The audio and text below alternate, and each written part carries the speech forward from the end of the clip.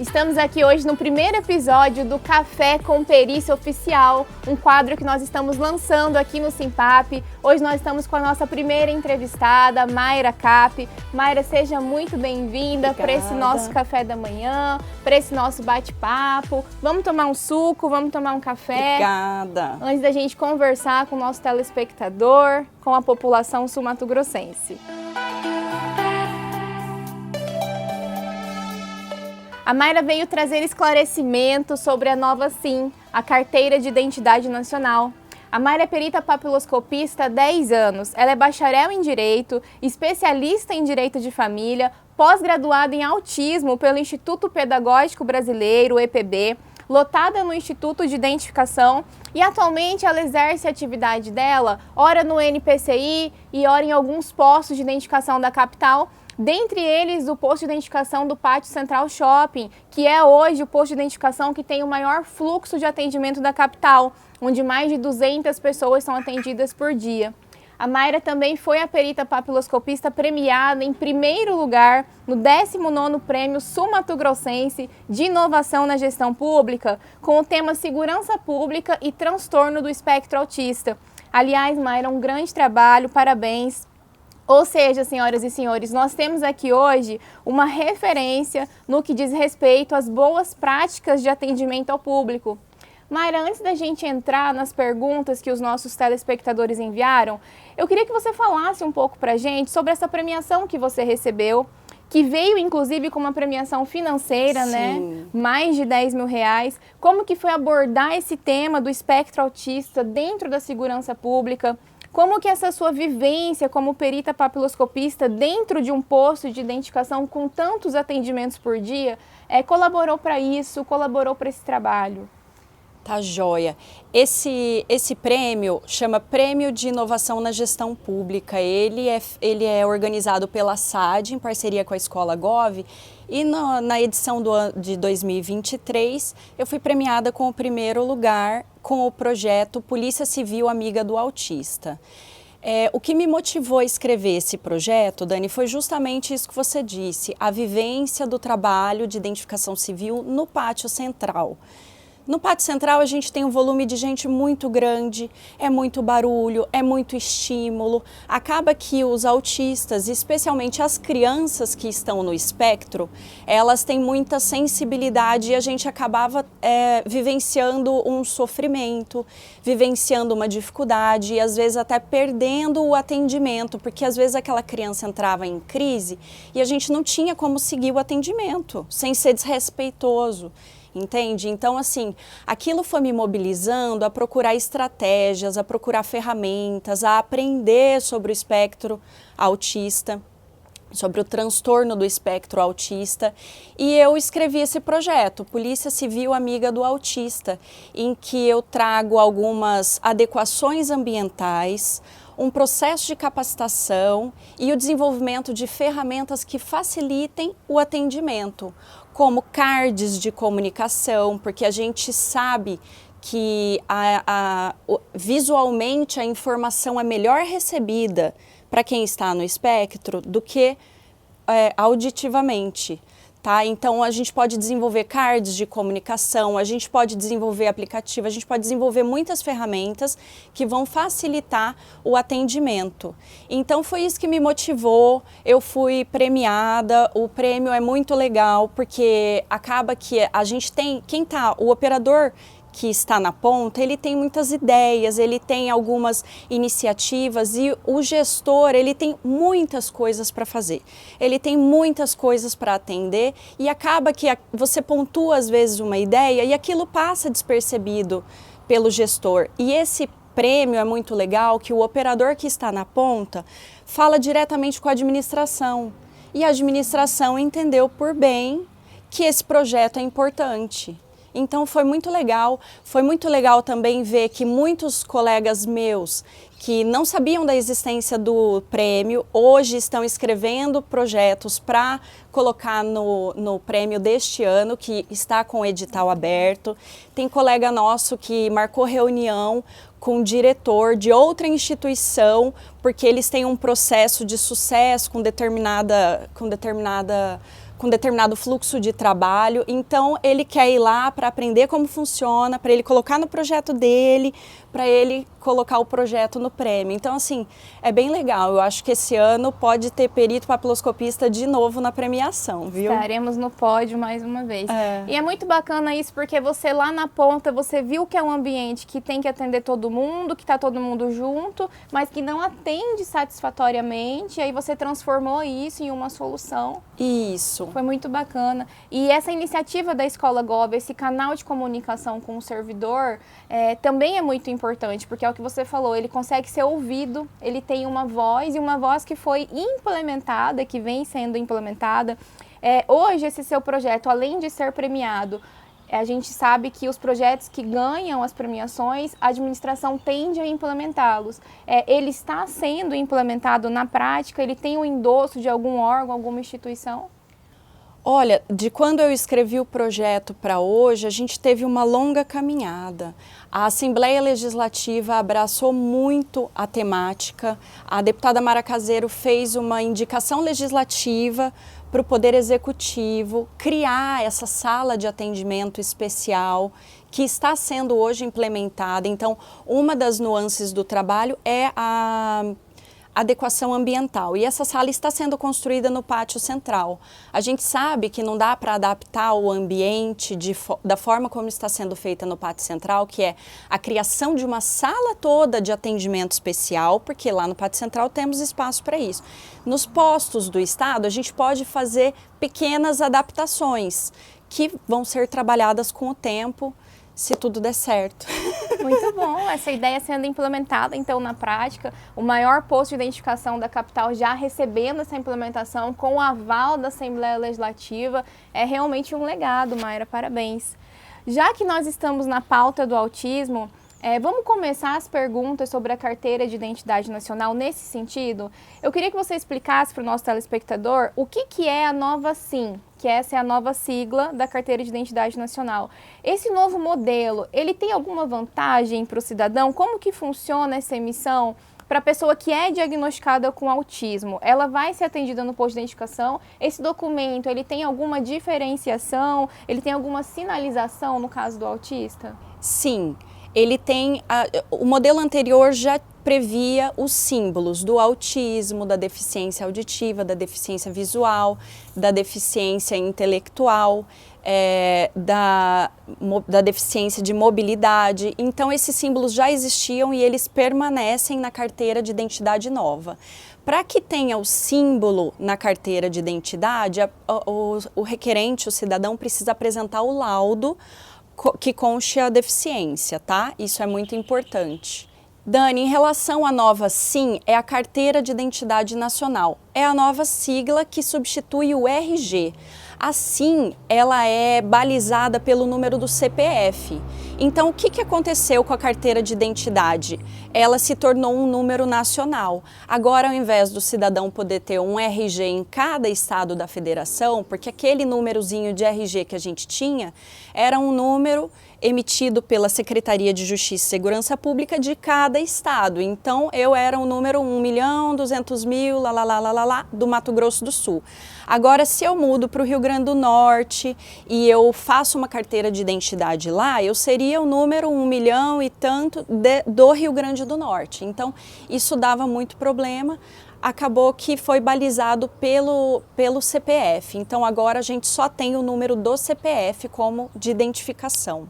Em relação às vantagens dessa nova carteira de identidade nacional, Dani, eu penso que a maior vantagem é que ela tem a via digital, que fica disponível para a população no aplicativo do Gov, o gov.br.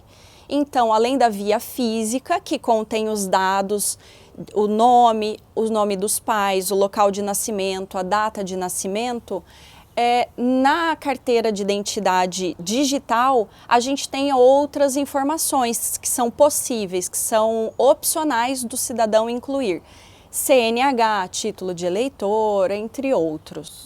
Isso é muito bacana porque é uma tendência. A gente tem hoje a carteira digital de trânsito, a gente tem a CNH, então hoje a gente consegue também acessar a carteira de identidade nacional por esse aplicativo. Isso. Muito legal. Mayra, nós abrimos uma caixinha de perguntas no Instagram e nós recebemos algumas dúvidas e nós separamos aquelas que mais se repetem, que as pessoas precisam saber, que elas querem esclarecimentos. Então, uma das perguntas é a seguinte: quais são os documentos obrigatórios para emitir a nova SIM? Aqueles que, se o requerente não apresentar, ele não consegue produzir. Por exemplo, a certidão precisa ser original, é somente a via física, ele pode levar no celular? Obrigatoriamente, o cidadão precisa apresentar a certidão. E ela tem que estar em bom estado. Qual certidão? Nascimento, casamento, divórcio, óbito? Não. Certidão de nascimento para os solteiros. Para casados, divorciados ou viúvos, certidão de casamento.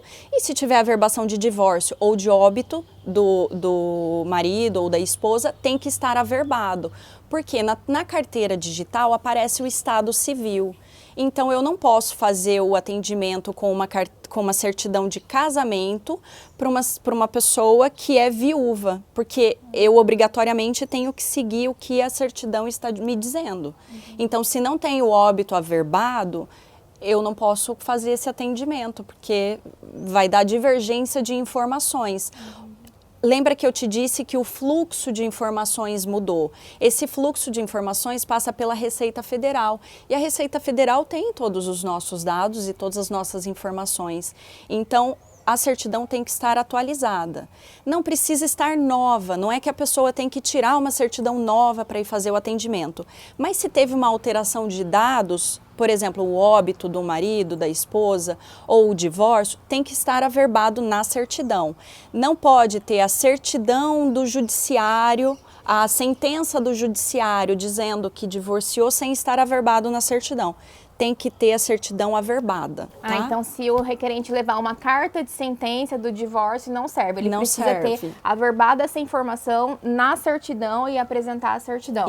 Isso. Quando a gente diz que é uma certidão atualizada, não é necessariamente nova, mas é com os dados atualizados. Então ela pode ter 15 anos. Divorciei há 20 anos atrás, tenho a certidão de 20 anos atrás, tá tudo certo, essa certidão vale. Agora, uma outra coisa muito importante é que essa certidão tem que estar em bom estado. Ela não pode estar rasgada, ela não pode estar rasurada. Tem certidões que a gente percebe que elas foram dobradas para guardar e elas têm rasgos, especialmente em cima de informações importantes. Ou então anotada algum número, alguma coisa, não vale.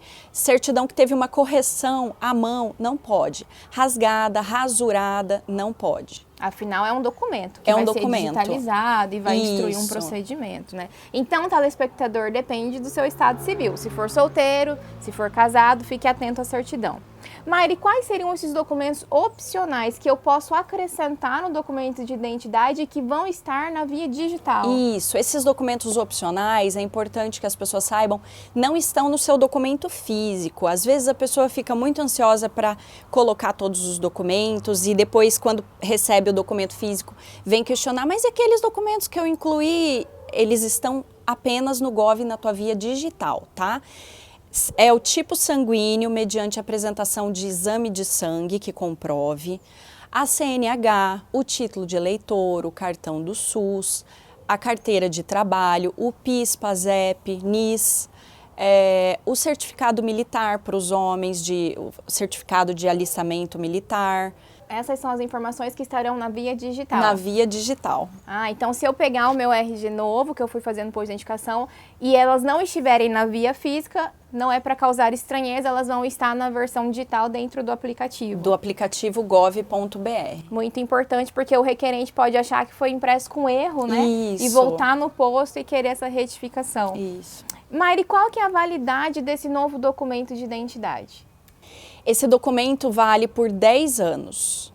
Então, se você faz o documento hoje, em 2034 você vai ter que refazer. Ele vai vir com a data de validade expressa na própria carteira, como é na CNH. A gente está habituado com a CNH, com essa data de validade. Agora o RG vai ter a data de validade expresso.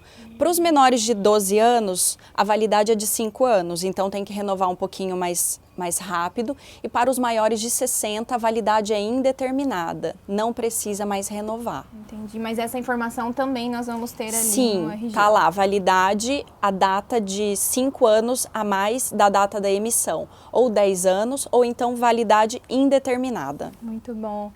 Você falou que teve essa unificação, então agora a gente não pode ter um RG no Rio de Janeiro, um RG no Mato Grosso do Sul e assim por diante. E a gente recebeu algumas dúvidas dos pais.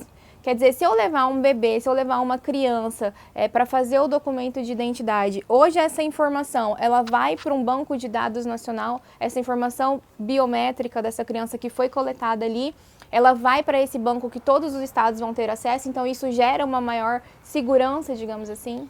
Dani, infelizmente ainda não.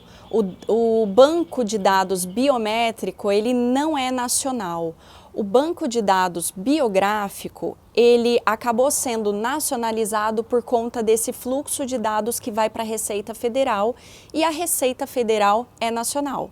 Então, a gente faz um RG estadual emitido no Mato Grosso do Sul, a gente alimenta o nosso banco de dados com informações biográficas e biométricas, porém os dados biográficos seguem fluxo de informação para a Receita Federal e são validados nacionalmente. Porém, os dados biométricos somente no estado do Mato Grosso do Sul. Mas é importante que faça, é importante que a gente tenha sempre a biometria de todos os cidadãos. Em relação aos dados atualizados, você até já explicou, mas, por exemplo, a pessoa está casada, divorciou, alterou um sobrenome, ou, por exemplo, a minha carteira de identidade ela está com o nome da minha mãe de quando ela ainda era casada. E ela já divorciou, alterou no documento dela, mas ela não alterou, eu não alterei no meu documento. Então, hoje ela é divorciada e ela consta no meu documento como casada. Eu já tenho um RG no Mato Grosso do Sul, e aí eu precisaria fazer a nova carteira de identidade, levando os dados, inclusive, dessa certidão dela, para que fosse atualizada, e isso seria uma primeira via do novo documento, do meu novo documento de identidade? Tá, todas as pessoas que ainda não fizeram assim esse documento que vem pelo número do CPF estarão fazendo uma primeira via. É uma primeira via da sua SIM. Em relação à alteração de dados, os seus dados, o seu documento se dá pela sua certidão. Então, não obrigatoriamente você precisa averbar o sobrenome novo da sua mãe na sua certidão. Os seus dados se dão através da sua certidão. Você pode atualizar se for da sua intenção. E aí você atualiza a certidão, a gente faz o seu RG com o sobrenome da sua mãe. Mas não há impedimento legal de que a gente faça o teu atendimento com a tua certidão que tem o sobrenome da tua mãe, porque naquele momento do teu registro civil ela tinha esse sobrenome. Entendi, então tá? O que vale é a minha certidão. E essa emissão, Mayra, da nova, sim, todo mundo que vai fazer agora, teoricamente, está entrando já no novo documento. Sim. Ela é gratuita? Ela é gratuita, a primeira emissão é gratuita.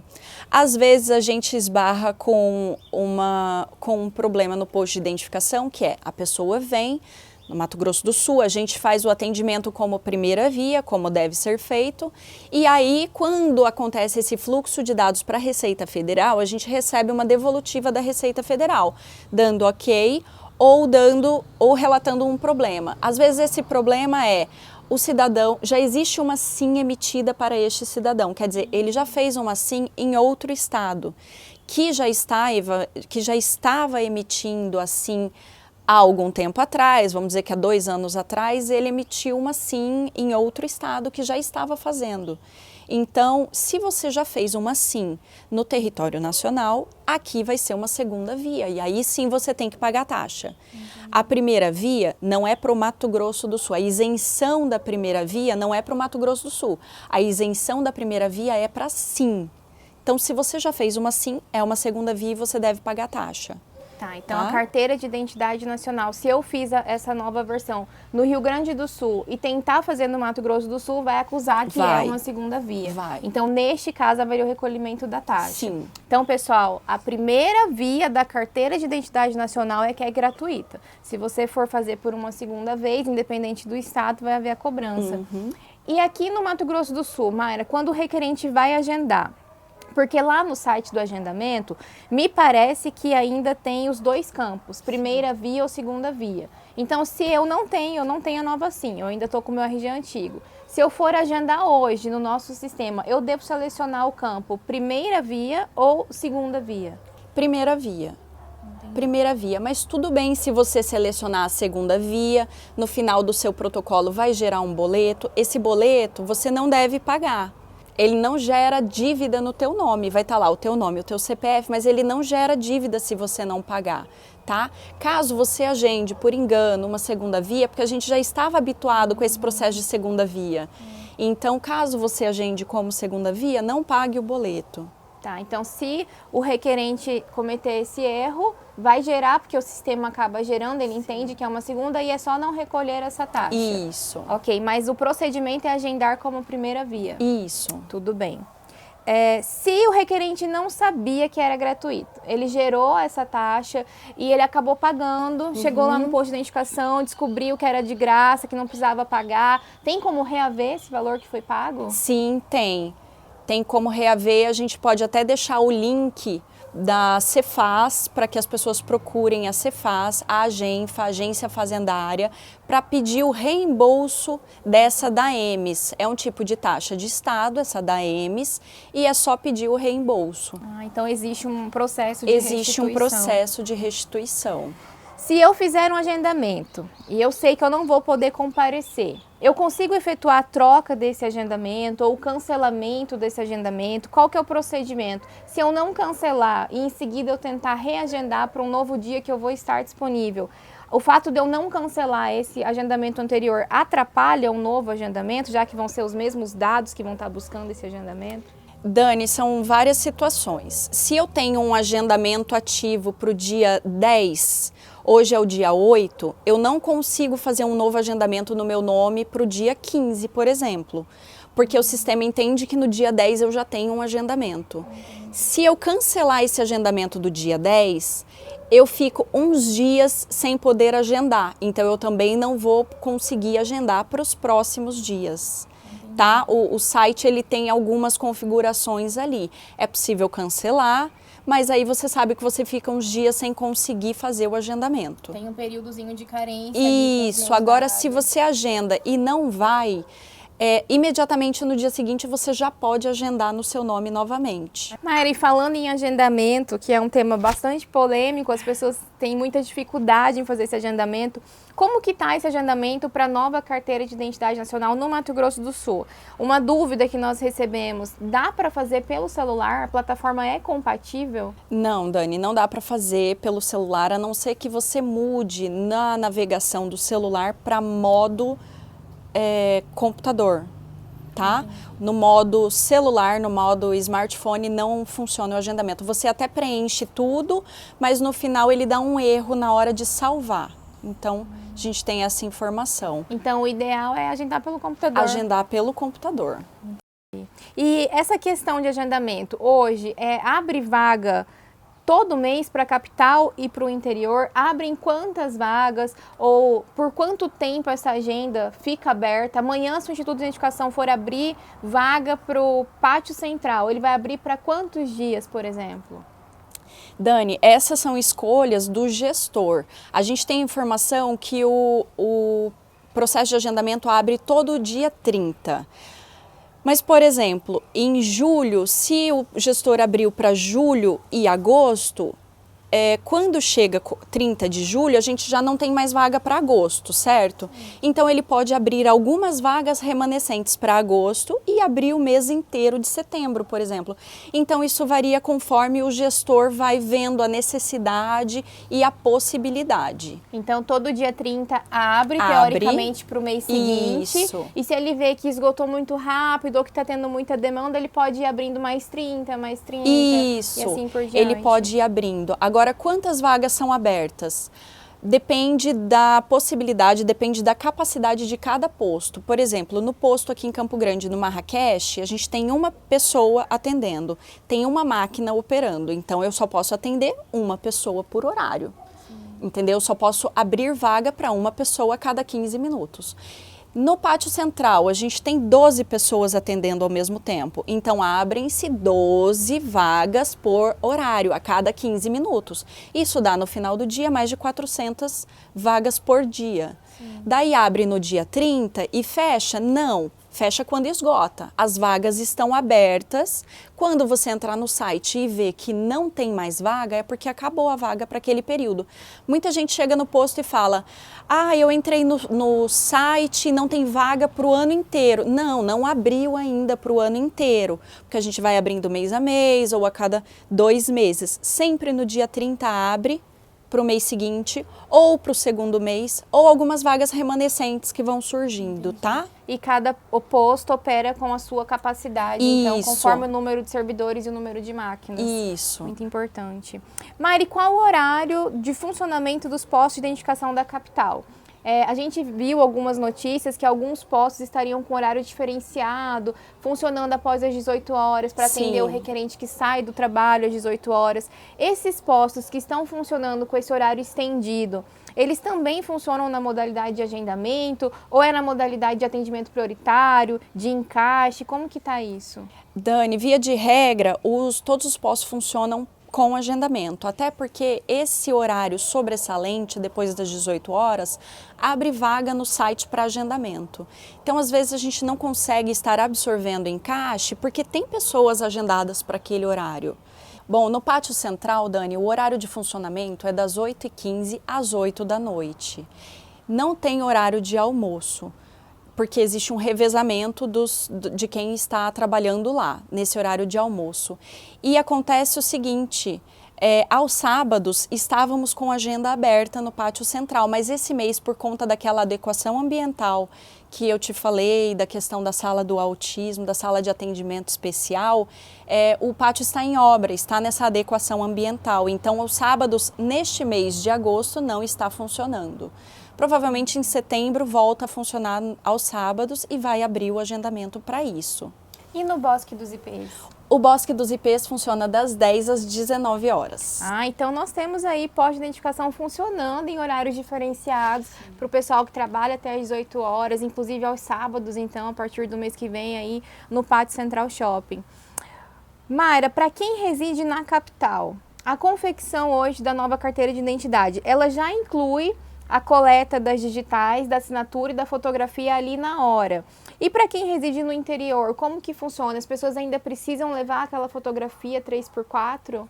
Dani, alguns municípios sim, mas não todos do interior. Vários municípios do interior já estão na modalidade online que a gente fala, que é capturada a foto na hora, a impressão digital no scanner e não mais na tinta, e a assinatura num pad eletrônico de assinatura e não mais no papel. Entendi. Então, nós estamos disponibilizando para você, telespectador, a lista aqui na tela dos municípios que já incluem a captura online, que você não precisa levar a foto 3x4. Então, os municípios que não estão aparecendo na nossa tela são os municípios que estão na modalidade offline. Então, seriam os municípios que o requerente precisaria, sim, apresentar a fotografia 3x4.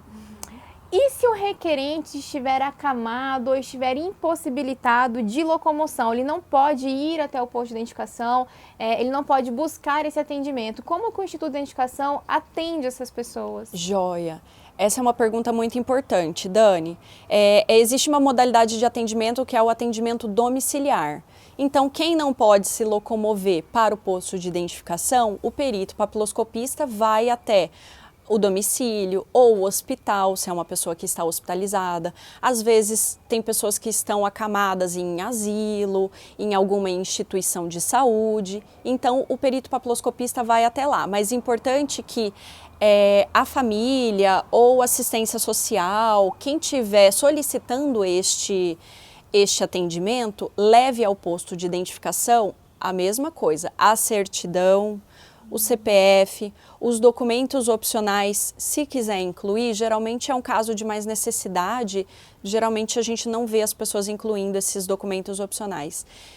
E aí é feito um cadastro no posto, para depois a gente agendar o deslocamento até a unidade onde esse cidadão está, onde esse requerente está. Entendi. Então, se eu tiver um familiar nessa condição, eu preciso deslocar até o posto, fazer esse pré-cadastro, ou uma assistente social representando o requerente. E aí vocês vão lá fazer a coleta da digital, da parte que precisa do requerente, mas eu tenho que fazer esse pré-cadastro. Exatamente. E é importante que as pessoas entendam que esse é um atendimento offline. Esse cidadão não vai ao posto para fazer a captura da foto, da digital e da assinatura.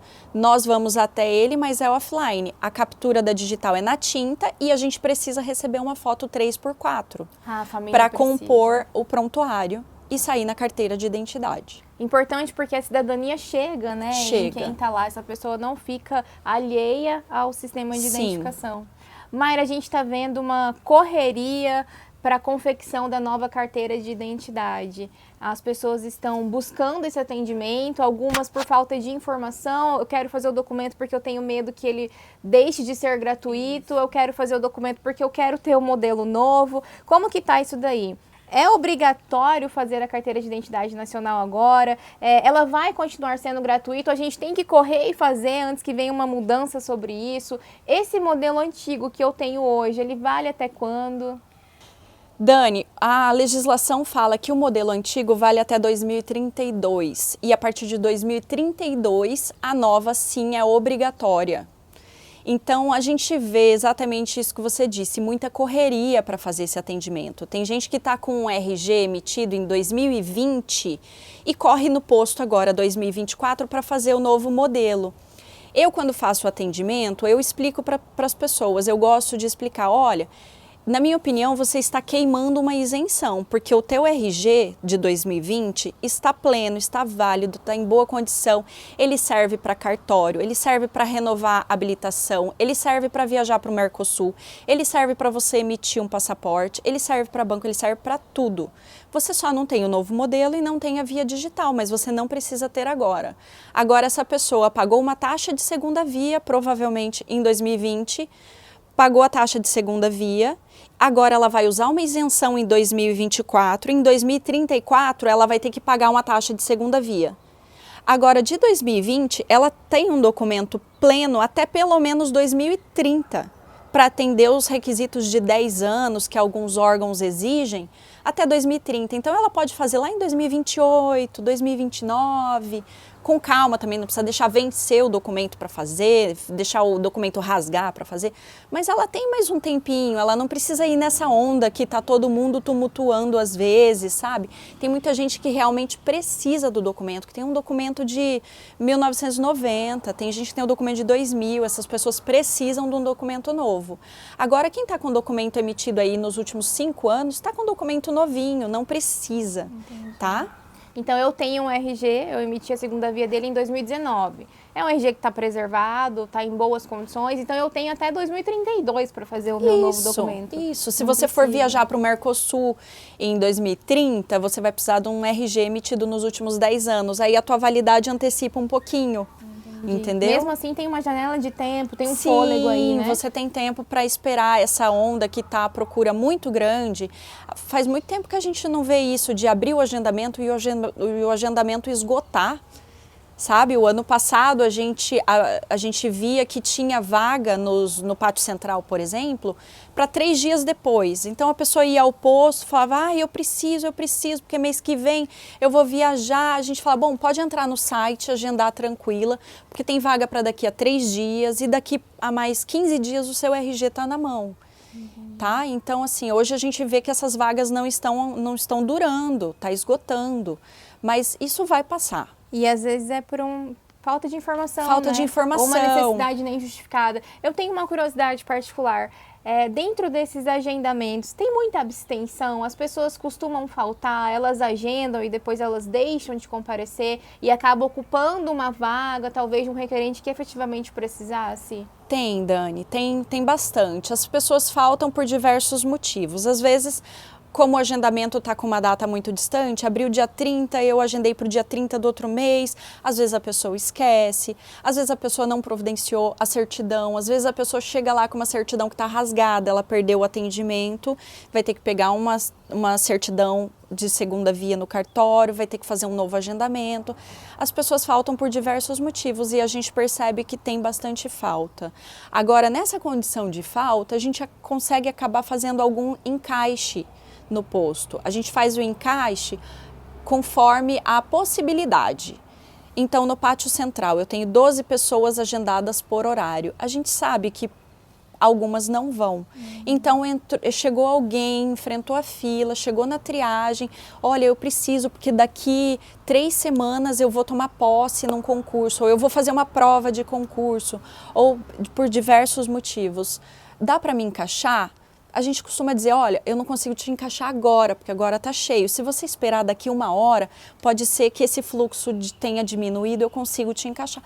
Se a pessoa tem a disponibilidade para isso, tudo bem, a gente consegue fazer. Entendi. Então é possível fazer um encaixe, que seria um atendimento prioritário, desde que o requerente tenha essa paciência, essa colaboração Sim. em procurar o posto de identificação e aguardar o trâmite, aguardar o atendimento daquele que estava agendado, como se fosse uma consulta médica, Sim, né? aquelas pessoas que estão ali para atendimento agendado, elas fizeram o agendamento, elas se deram o trabalho, muitas pagaram uma lan house para fazer o agendamento para elas, porque elas não têm computador em casa. Então, a gente não pode criar um embaraço para essas pessoas que estão agendadas.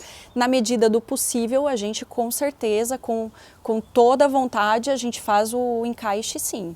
Muito legal. Só para ficar claro, Mayra, então agora, se eu fizer a nova SIM, o número do meu RG nacional vai ser o CPF. Isso. Então esse número que hoje tem no meu RG aqui no Mato Grosso do Sul, ele será descartado. Vai ser descartado, ele fica só como controle interno dentro do nosso sistema. Da base do Mato Grosso do Sul. Da base do Mato Grosso do Sul. A nova carteira de identidade nacional, ela substitui o passaporte ou esses outros documentos que nós incluímos por opção na versão digital da carteira de identidade nacional? Por exemplo, eu incluí o número do meu título de eleitor na carteira de identidade nacional. Ela substitui o documento, o título de eleitor? Ela substitui o passaporte ou ela é um documento a mais? Os outros continuam válidos? Dani, a nova SIM, mesmo incluindo esses números, esses outros documentos, não substitui a apresentação deles, tá? A gente inclui o número de registro da CNH, mas a gente não tem a informação de validade. E quem vai pegar uma CNH no trânsito vai precisar dessa CNH, porque tem parâmetros de segurança, de validade deste documento, tá?